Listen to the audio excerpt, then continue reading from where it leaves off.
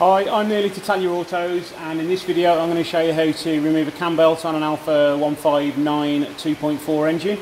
Very similar process to the 1.9 as well, so you can also use this as a rough guide for that engine. What I've done, obviously, I've taken the engine out, so what you would need to do is support the engine from underneath, remove the power steering reservoir over to one side, probably remove the airbox, some of the airbox pipe work out the way as well, and then remove this engine mount, which is normally on here, and then it would get you to the point I'm at now. So once you've removed your engine mount, you would then need to remove your power steering belt. What you'd need to do that, it is already removed on this engine, is a 30mm spanner, just over the end there, just take the tension off it, and then you'd be able to pull the belt off. So what we need to do now is remove the main engine cover, which is a 15 and a 13mm screws, nuts.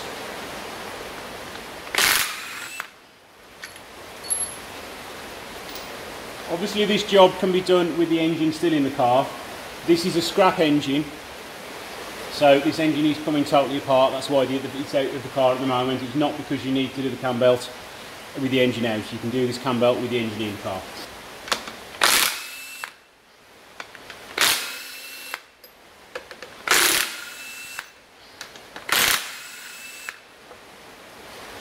Now with this engine mount, it is a little bit awkward to get to the bolts and remove them. So as I said, you would be supporting the engine with the jack. So what you'd need to do is raise the engine to get to some of these top bolts and remove them out of the way. And then the bottom bolts, you want to lower the engine as far as it can go just to undo them and get them out of the way. And then take the engine cover out and lift it out the top. Next job, we want to remove the pulley down here.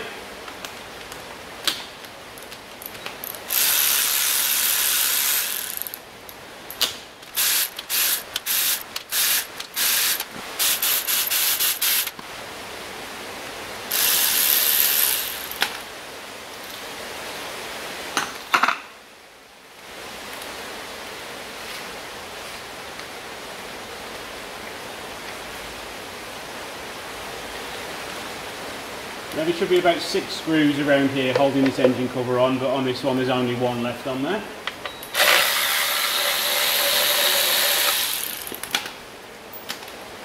To remove these, this one down here is the most awkward one. You will want to probably get an Allen key to undo there. And there you go, that now reveals the cam belt.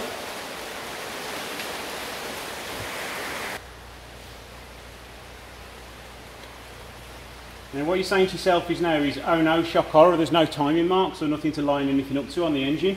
There isn't any timing marks on this engine. You've got marks on the crank pulley, but there's no reference point to actually line them up to.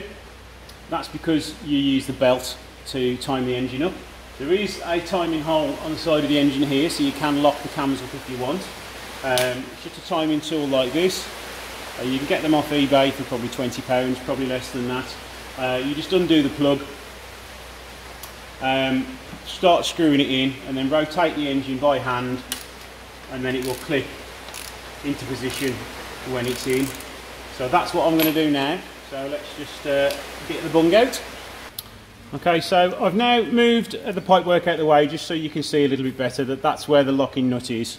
I've removed the nut and put it on the floor somewhere.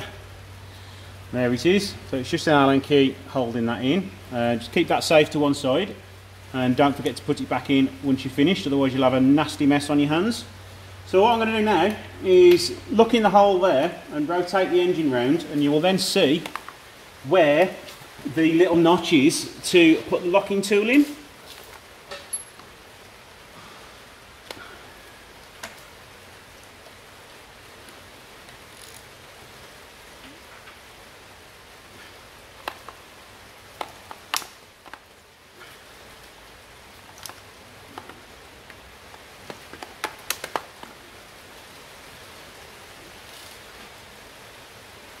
Yes, I am rotating the engine backwards. As I've said, you should only rotate it forwards, but this is a scrap engine. So there we go, I think that has slipped in now.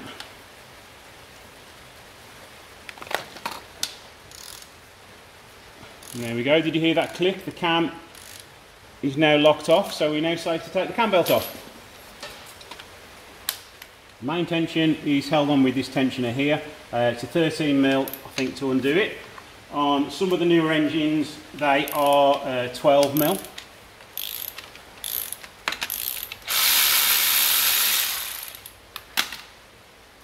Keep that nut to one side again, don't lose it. And then you can just pull the cam belt off. I normally take it off by the water pump. And there you go, job done. You will also want to remove the tensioner all the way off. There is also a bearing here, which is a 15mm, if I remember rightly. Yep, you'll want to remove that. You'll get a new one in the kit. I would also order the water pump with it as well. I'm not showing you how to take the water pump off because that's pretty self-explanatory. There's 3 bolts holding it in. Once you've undone the 3 bolts, you will want to pry it with a screwdriver from here. The water pumps shouldn't need any sealant on them, so you will make sure that you need to clean up the area around the water pump. You can put a tiny bit of sealant on if you want to, because they are a little prone to leaking. But you will also get loads of water pour out of here if you haven't drained the water out. Okay, so now the belt's off. Let's see if we've got any markings still on this belt. Yes, we have. So what I'm going to do, I'm just going to remark the belt, because I'm not putting a new one on it, because I am literally just taking it apart again. Okay, so we've got timing marks here. One here, and one all the way around here. So as you can see with the cutouts on the timing marks on the belt, I have just marked the edge of the belt because it makes it a little bit easier to see. You've got 2 marks, I think it's 2 marks on a tooth. There's 1 mark actually on a tooth, and then there's 2 marks off a tooth. So there is only 1 mark which is on the right tooth here. So that means that's where the crank goes, the timing mark for the crank goes. And there's no other place that will be able to fit. It is a lot easier to start with the crank, because the belt will keep falling off or moving around if you keep trying to wedge it in there. So see now that timing mark mine lines up with that one, and this one, it doesn't necessarily need to be timed up, but as there's a timing mark, I always time it up. And then over the water pump, sorry, over the pulley, and then it should slide over the water pump quite nicely. Sometimes these belts can be quite tight, so as the cam is locked up, you can undo this to give you a couple of mil of play either side, but 9 times out of 10 you don't have to do that. Now the engine's all timed up, we just need to tension the belt.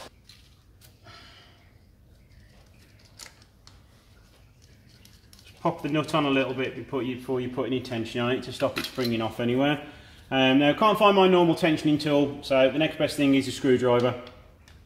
Just to put the tension on between the belt and the tensioner.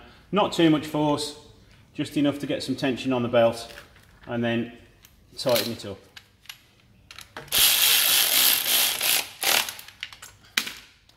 Now what we're looking for is the right tension on the belt now. As it's reasonably tight, it's not going to slip or cause any damage.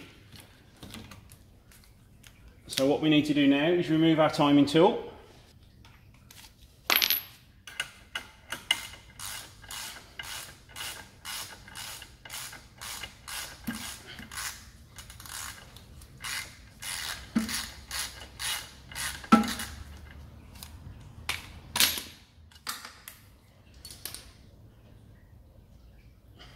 Okay, so the timing locking tool has now been removed. The belt's got some tension on it. May not be the right tension, but at least it's got some tension on it, so you can turn the engine round. Next thing we need to do is rotate the engine twice, and then we can get the correct tension on the belt. But as you can see, let's just bring the camera over here. As you can see, what you're looking for, the right tension, just so happens to be almost spot on, is there's a little hole there, and that needs to be in line with this here. As you can see, that is almost spot on there.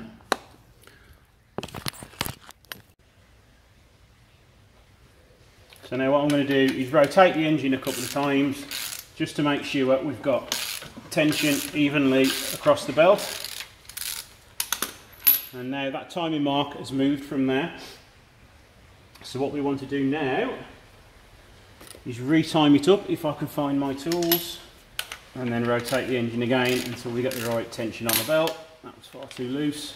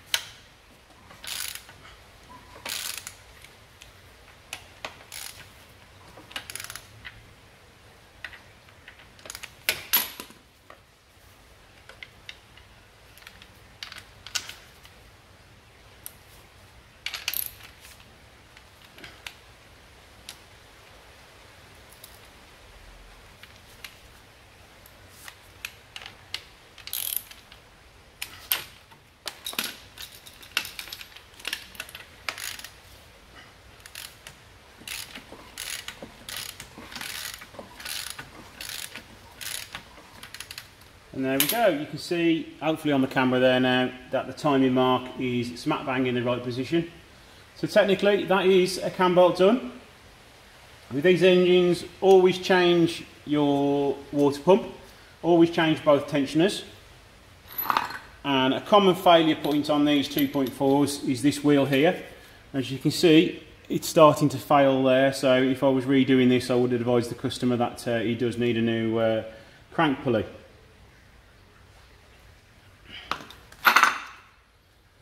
So there you go, that's a brief guide on how to change a 2.4 timing belt.